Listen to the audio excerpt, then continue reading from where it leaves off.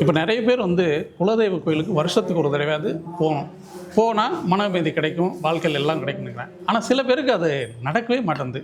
அப்படி ஏதாவது இருக்கிறவங்களுக்கு நீங்கள் ஏதாவது சொல்ல விரும்புறீங்களா? நம்ம 3 வேளை சாப்பிட்றோம்ல, நீங்கள் வந்து தெய்வத்தை எப்போவுமே நினச்சிக்கிட்டே இருக்கணும் இல்லை, எப்பயாவது ஒரு நிமிஷம் நினைக்கலாம்ல, அதுக்கு டைம் இருக்குல்ல. கண்டிப்பாக ஒன்றுமே இல்லைப்பா, நீங்கள் வந்து வண்டியில் ஏறுறீங்க, அப்பனே முருகா நல்லபடியாக இன்னைக்கு வழி நடத்து அப்படின்னா கூடவே வந்துடுவாங்க. ஸோ குலதெய்வம்ன்றது என்னென்னா நம்மளை வழிகாக்கிறதுக்காக, நம்மளுடைய ஹெரிடிட்ரி இருக்காங்களே அவங்க எல்லாம், ஆமாம், மூதாதையர்கள் வந்து நம்ம சாமி கும்பிட்டு சொல்லிட்டு அவங்க வந்து பெருசாக இப்போல்லாம் பண்ணுறாங்க, பெரிய பூஜையெல்லாம் பண்ணுறது. அவங்கக்கிட்ட என்ன இருக்கோ அதை வச்சு கையை எடுத்து கும்பிட்டுட்டு போயிடுவாங்க, அவ்வளோதான்.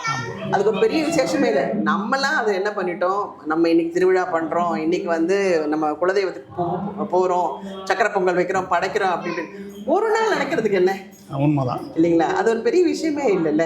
ஆனால் அது போய் நீங்கள் பிடிச்சிங்கன்னு வச்சுக்கோங்களேன், அவங்க நம்மளை கொண்டு போய் எங்கே வைப்பாங்கன்னா நம்மளோட சக்ஸஸ்ஃபுல் வந்து வேறு லெவலில் இருக்கும்.